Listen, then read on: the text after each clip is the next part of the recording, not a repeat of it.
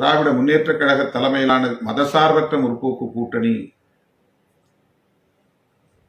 பாதுகாப்பாக இருக்க வேண்டும் என்கிற அடிப்படையில் நாம் கருத்துக்களை தொடர்ந்து முன்வைப்பதனால் விடுதலை சிறுத்தைகளுக்கு எதிரான அவதூறுகளை உதிரிகளை கொண்டு பரப்புகிறார்கள்.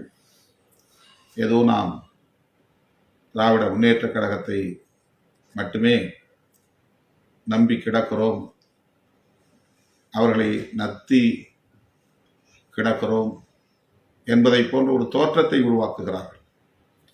அந்த அற்பர்களின் அவதூறுகளை நாம் கடந்து செல்கிறோம் என்றாலும் கூட இயக்கத் தோழர்கள் அதில் ஒரு தெளிவை பெற வேண்டும். தேர்தல் அரசியலில் எந்த முடிவையும் நம்மால் எடுக்க முடியும், அது ஒன்றும் பெரிய கம்பசித்திரமில்லை. எல்லா கதவுகளையும் திறந்து வைத்திருப்பது, ஒரே நேரத்தில் பலரோடு பேரம் பேசுவது, கூடுதலான பேரம் பலிக்கிற இடத்திலே உறவை வைத்துக் கொள்வது, கூட்டணியை தீர்மானிப்பது என்பதும் பெரிய ராஜதந்திரம் இல்லை.